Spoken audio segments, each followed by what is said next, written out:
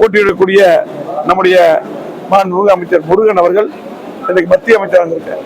ஆகவே அது மட்டுமல்ல, இதுக்கு முன்னால் பாத்தீங்கன்னா இந்த பகுதியிலெல்லாம் நன்கு அறிவுமானவர். போன முறை கூட நாடாளுமன்ற தேர்தலுக்கு போட்டிட்டார்.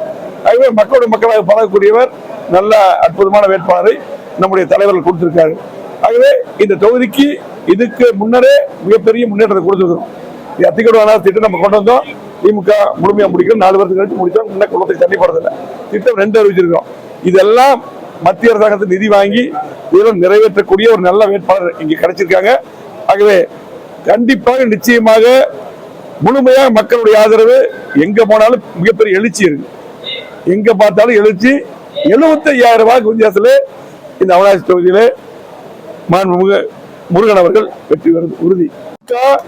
இங்க எதுவுமே பண்ணல, சட்டம் ஒழுங்கு சரியில்லை, பெண்களுக்கு பாதுகாப்பு இல்லை, இங்க பல்லடம் தொட்ட மாதிரி இருக்கு, அதே போல திருப்பூர் வடக்கு தொட்ட மாதிரி இருக்கு. இது பகுதியில் எல்லாம் அதிகமான கொலைகள் நடந்து கொண்டிருக்குது. காவல்துறை வேலையை செய்யறதில்லை. இதெல்லாம் மாற வேண்டும் என்றால் முருகன் வெற்றி பெற வேண்டும், எடப்பாடி முதலமைச்சர் வரணும். மக்கள் தயாராயிட்டாங்க, வெற்றி உறுதி.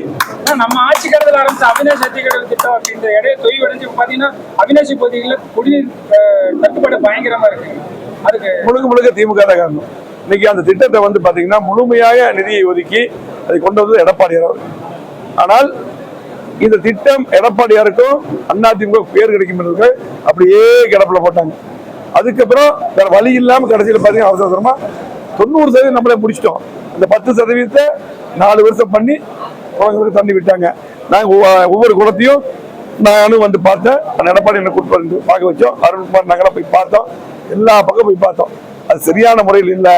அதையெல்லாம் அருமை சகோதரர் வெற்றி வேட்பாளர் முருகன் வந்த பின்னால், எடப்பாடி வந்த பின்னால் சரி செய்யப்படும்.